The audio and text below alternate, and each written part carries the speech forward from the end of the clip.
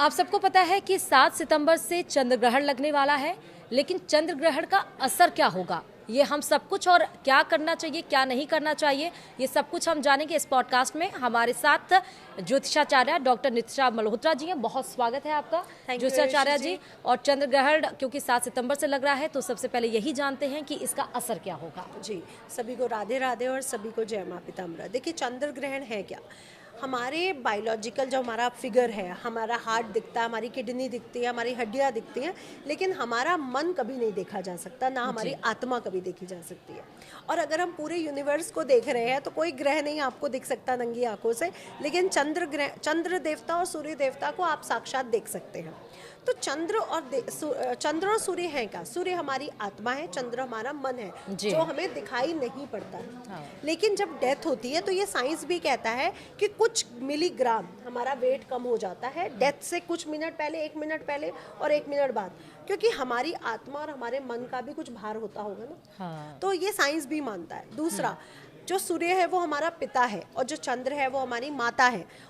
राजा सूर्य है और जो रानी है वो चंद्रमा है जी। अब इसके साथ साथ अगर हम देखें तो पॉलिटिक्स, जितनी भी राजनीति है वो सूर्य से देखी जाती है, लेकिन जितनी भी प्रजा का मन है, डिप्रेशन है, एंजाइटी है, जल से आने वाले जितने भी दिक्कतें हो सकती है, जितने भी ऐसी आपदाएं आ सकती है, वो चंद्रमा से देखी जाती है। आप जानते हैं जब भी चंद्र ग्रहण पड़ता है या पूर्णमासी आती है, हाँ। तो पागल खाने में एक्टिविटीज बढ़ जाती हैं या जल से संबंधित सुनामी आ जाती है, कुछ ना कुछ ऐसा पूर्णमासी के समय हमें देखने को मिलता है, राइट।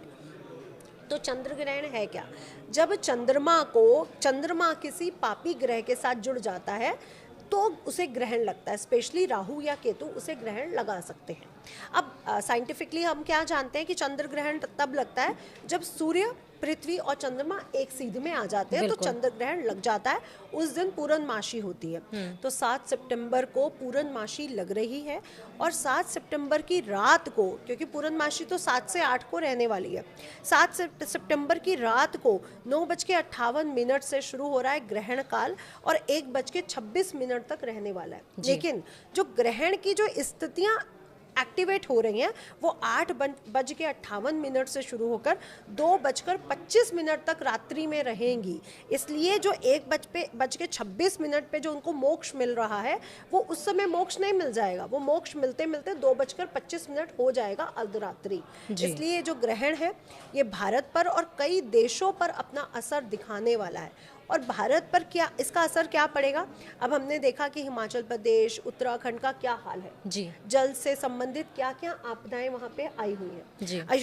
आयुषी जी, अब हम देखेंगे कि दक्षिण भारत जो समुद्र, श्रुति जी सॉरी, अब यहाँ पे कट कर सॉरी श्रुति जी, अब हम देखेंगे जो समुद्री क्षेत्र है, जितना आपका बॉम्बे है या तमिलनाडु है, ऐसे क्षेत्र जहाँ पे स्पेशल समुद्र है, जहाँ पे वहाँ पे बहुत बड़ी आपदा आने वाली है, क्योंकि आपका जल एलिमेंट पूरी तरह से एक्टिवेट हो रहा है। हाँ। और ये जल एलिमेंट हम लोग जैसे जहाँ पे नदियाँ हैं, अब दिल्ली में भी आप देखिए जमुना नदी का स्तर बढ़ा हुआ है, या जहाँ जहाँ नदियाँ है श्रुति जी, वहाँ पे भी हमें देखने को मिलेगा। तो ये असर होगा और इसलिए हम देख भी रहे हैं, चाहे पहाड़ी इलाकों में जम्मू कश्मीर हो गया, उत्तराखंड, हिमाचल प्रदेश, ठीक है। अब क्योंकि और इस बार मैं ये भी आपके पॉडकास्ट के थ्रू बोलना चाहूँगी, जो 2 ग्रहण हैं ये आतंकवादी हमले को भी दिखा रहे हैं। विदिन 90 डेज जल से संबंधित आपदा तो आएगी और बहुत बड़ा कोई आतंकवादी हमला दोबारा होने वाला है। अब क्योंकि चंद्र ग्रहण लग रहा है तो ये भी हम जान लेते हैं असर के बाद कि इसमें क्या करना चाहिए और क्या नहीं करना चाहिए। देखिए, चंद्रमा हमारा मन है। पहले तो मैं लोगों को कहूँगी इस समय आप निराश मत होइए।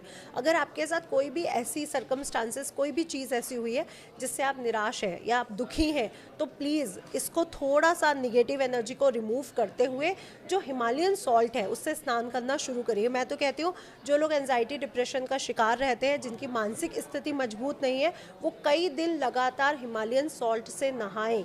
और ग्रहण के बाद आपकी जितनी अंगूठियां हैं, जितनी मालाएं हैं, जो भी चीज़ आप पहनते हैं, उन चीज़ों को भी शुद्ध करिए। अगर आप गोल्ड की चीज़ें पहन रहे हैं, गोल्ड की चीज़ें देखिए जो लॉकर में है उन पे ग्रहण का असर नहीं होगा, क्योंकि वो एक जगह बंद पड़ी है। अच्छा। लेकिन जो चीज़ें पहनी जा रही हैं उस पे उसका असर होगा, इसलिए उनको भी गंगा जल से धोना बिल्कुल भी ना भूलें। इस बात का ध्यान रखें। लोग तुलसी दल डाल देते हैं भोजन में, भोजन नहीं करते हैं, सब कर लेते हैं, लेकिन जो चीज़ें हमने पहनी हुई है, हमारी घड़ी है, घड़ी हमारा समय बताती है, ज्वेलरी हमें गुरु ग्रह को, चंद्र ग्रह को स्ट्रॉन्ग करती है, क्योंकि स्त्रियां या पुरुष सबसे ज्यादा गोल्ड पहनते हैं। तो आपको वो जो आभूषण है आपके, उसको भी शुद्ध करना जरूरी है। देखिए कपड़े तो हम धो के ही पहनेंगे, है ना, और जो कपड़े हमारी अलमीराज में, वहां तक ग्रहण का असर नहीं जाएगा। इसलिए जो आपने पहना है उसको धोना बहुत जरूरी है, तो गंगा जल से शुद्ध करना बिल्कुल ना भूलें। दूसरी बात, चंद्र ग्रहण का जो सूतक काल रहता है वो 9 घंटे पहले से आरंभ हो जाता है, जो 12:57 से दोपहर से आरंभ हो रहा है। इसलिए मंदिर के जो पट हैं, जो मंदिर के पर्दे हैं, वो 12:57 से लग जाएंगे जी। तो मंदिर आप दर्शन नहीं कर सकते हैं। इस दिन आपके पितृपक्ष भी शुरू हो रहे हैं, तो 12-12:30 से पहले आप पितृपक्ष की पूजा अपनी कर सकते हैं, इसके बाद नहीं करनी। आपको जो भी करना है शुभ कार्य, इस दिन किसी का नामकरण संस्कार नहीं होगा, इस दिन कोई भी विवाह, कोई भी शुभ कार्य, क्योंकि पूर्णमासी है तो कई लोग कथा करते हैं विष्णु जी की, कई लोग शुभ कार्य करते हैं, इस दिन कोई भी शुभ कार्य नहीं होगा, ये वर्जित हो जाएगा। सूतक काल से शुरू करके ग्रहण के मोक्ष तक नाखून काटना, सोना, खाना खाना, ये सब वर्जित रहता है। अब आप कहेंगे इतना टाइम तक किसी का भूखे रहना तो बहुत इम्पॉसिबल हो जाएगा कि जल पीना, तो मैं आपसे कहूँगी सूतक काल में आप अगर तुलसी वाला जल या तुलसी वाला भोजन ग्रहण कर रहे हैं तो कर सकते हैं, लेकिन जो ग्रहण काल है यानी 9:58 से पहले भोजन आपको कर लेना है, इसके बाद आपको भोजन नहीं करना है। स्पेशली अगर ध्यान रखें तो पूरे 9 बजे से पहले आपका भोजन हो जाना चाहिए। तो इसका मतलब कि सूतक काल में हमें श्राद्ध भी नहीं करना होगा? सूतक काल में क्या श्राद्ध कर सकते हैं? 12:30 से पहले आपको श्राद्ध कर लेना है, सूतक काल में श्राद्ध नहीं करना है। जी, आपने बिल्कुल सही कहा। अब हमें इसमें सावधानियां क्या बरतनी चाहिए? ये भी बहुत अच्छा क्वेश्चन है, क्योंकि गर्भवती स्त्रियों के लिए तो सावधानी है। आपकी सास के द्वारा या माता के द्वारा जो भी चीज़ें बोली जाती हैं, जैसे कुंडी नहीं लगाई जाती है, किसी चीज़ को बंद या लॉक नहीं किया जाता है, माचिस नहीं जलाई जाती है, चाकू से कुछ काटा या पीटा नहीं जाता है, कैंची नहीं चलाई जाती, सुई धागे का प्रयोग नहीं किया जाता। तो जो भी आपके घर के रिचुअल है उनको वो करिए। अब आप कहेंगे इसका लॉजिक क्या है? जी, ये क्यों नहीं किया जा सकता? आप एक गर्भ को धारण किए, गर्भ जो धारण किए जो स्त्री है वो एक पोर्टल है, जिस समय एक जन्म होने वाला है, ये एक जगह है जहाँ से वो आत्मा जन्म लेगी। तो आप एक सेंसिटिविटी के उसमें है, इसलिए अगर आप ऐसी चीज़ें करते हैं, तलवार, चाकू, कैंची का प्रयोग करना, सुई धागे का प्रयोग करना, किसी चीज़ को लॉक करना, उससे उस शिशु पर उसका असर पड़ता है। कहा जाता है ना, माँ, बच्चा जो मांग रहा होता है ना, माँ को वही खाने की इच्छा होती है। और मैं इस चीज़ को बहुत अच्छे से फील करती हूँ। मुझे बेसन के लड्डू नॉर्मल है मेरे लिए, मैंने कभी बहुत डिमांड नहीं करी, पर 9 मंथ मैंने अपने बेटे की डिलीवरी में 9 मंथ मैंने लड्डू खाए बेसन के, और बाद में मुझे फील हुआ कि मुझे तो ये अच्छे भी नहीं लगते, मतलब मैं इसके लिए न्यूट्रल हूँ। और वो बच्चे हाँ, और आज भी वो इतना बड़ा हो गया, उसको बेसन के लड्डू बहुत पसंद है। मतलब कुछ दो या ना दो, उनको बेसन के लड्डू दे दो। तो आपको ये समझना पड़ेगा कि जब स्त्री गर्भवती होती है ना, तो वो एक जान नहीं होती है, उसके अंदर 2 जान होती है, और वो दूसरी जान पूरी तरह से एक्टिवेट होती है। आपको वो शिशु दिख नहीं रहा है, लेकिन अंदर से उसकी इच्छा, आत्मा पूरी तरह से काम कर रही है।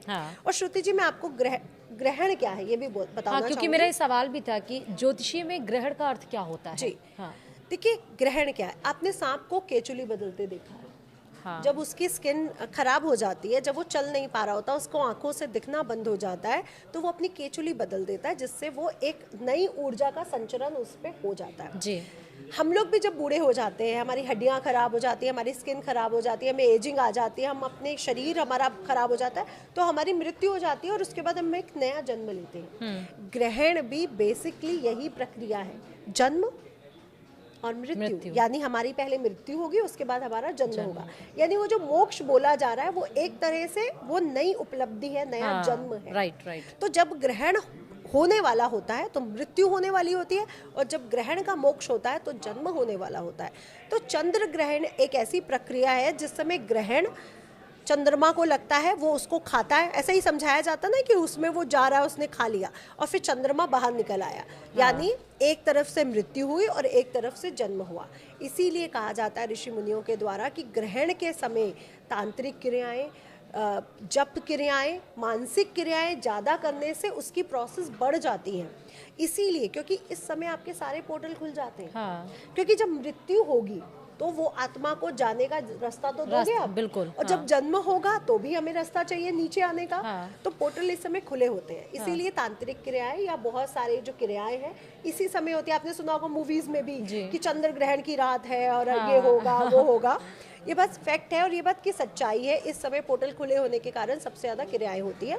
और नॉर्मल मनुष्य इस समय क्या करे, मानसिक जाप करे आप अपने कुल देवी का, इष्ट देवी का, जिससे भी आप प्रभावित हैं, गणेश जी, शिव जी, विष्णु जी, उनके मंत्रों का जाप करके उस ग्रह को बल दे कि चंद्र ग्रह को हम ये बल दे रहे हैं। इससे क्या होगा, जब चंद्र ग्रह मोक्ष के प्रति आगे बढ़ेंगे वो हमारी मानसिक स्थितियों को, हमारे मन को संभालेंगे, क्योंकि वो हमारी जन्म कुंडली में, हमारे शरीर में मन के स्वामी है। तो आपने देखा एंजाइटी डिप्रेशन के बाद जब हमें निगेटिविटी हमसे रिमूव हो जाती है तो हमें एक नई ऊर्जा मिलती है, चलो कल से ये काम करते हैं। तो चंद्र ग्रहण के समय मंत्रों का जाप करने से आपको भी ये बल मिल सकता है। बिल्कुल। तो आपको क्या करना है चंद्रग्रहण में, ये आपने समझा। अब मेरा ये आखिरी सवाल है चंद्रग्रहण से कि कुंडली में ग्रहण दोष क्या है? जी, ये भी बहुत अच्छा क्वेश्चन है। जब भी आपकी कुंडली में चंद्रमा केतु या राहु के साथ होगा जी, आपकी कुंडली में ग्रहण दोष होगा। अच्छा। लेकिन ग्रहण दोष में एक भ्रांति बड़ी फैलाई जाती है कि चंद्रमा राहु या केतु के साथ है तो आपको ग्रहण लग गया। देखिए, ग्रहण में 3 प्लैनेट का होना बहुत जरूरी है। पृथ्वी की जगह तो हम राहु केतु को ले रहे हैं, लेकिन सूर्य का होना भी तो जरूरी है ना, क्योंकि जब भी चंद्र ग्रहण लगता है तो सूर्य हमसे 180 डिग्री पर होता है चंद्रमा से, और जब भी सूर्य ग्रहण लगता है तो चंद्रमा और सूर्य एक साथ होते हैं। तो जब भी आप अपनी कुंडली देखें, अगर आपको चंद्र ग्रहण है तो चंद्रमा केतु के साथ होगा और सूर्य आपकी कुंडली में चंद्रमा से 180 डिग्री यानी 7th बैठा होगा, तभी आपको चंद्र ग्रहण है। अगर आप सूर्य ग्रहण देख रहे हैं, सूर्य चंद्रमा एक साथ होंगे, साथ में राहु या शनि होगा। स्पेशली राहु होने पर आपको सूर्य ग्रहण माना जाएगा। लेकिन अगर चंद्रमा सूर्य के साथ नहीं है और आपकी कुंडली में सूर्य राहु इकट्ठे हैं तो आपको सूर्य ग्रहण नहीं है। इसलिए खुश हो जाइए, ये एक भ्रम को फैलाया जाता है, ये मिथ्य है कि सिर्फ सूर्य और राहु सूर्य ग्रहण या चंद्रमा और केतु चंद्र ग्रहण बनाते हैं। इसके लिए सूर्य का भी वहां पर होना बहुत जरूरी है। इसलिए इस भ्रम को भी हटाया जा रहा है आपके पॉडकास्ट के थ्रू, क्योंकि लोग बहुत डरते हैं हमारी कुंडली में तो सूर्य राहु इकट्ठे हैं। अरे चंद्रमा जब तक 180 डिग्री नहीं है, पूर्णमासी का जन्म नहीं है, तो ग्रहण कैसा? ठीक बात है। ग्रहण तो तब लगेगा ना जब अमावस्या होगी या पूर्णमासी, राइट। तो आपको ग्रहण नहीं लग सकता। जी ठीक है, तो चंद्र ग्रहण के बारे में आपको क्या करना चाहिए, क्या नहीं करना चाहिए, हमने सब कुछ बारीकी से जाना ज्योतिषाचार्य डॉक्टर निशा मल्होत्रा जी से। बहुत बहुत शुक्रिया आपका इस पॉडकास्ट में चंद्र ग्रहण के बारे में सब कुछ डिस्कस करने के लिए। फिलहाल इस पॉडकास्ट में इतना ही। नमस्कार।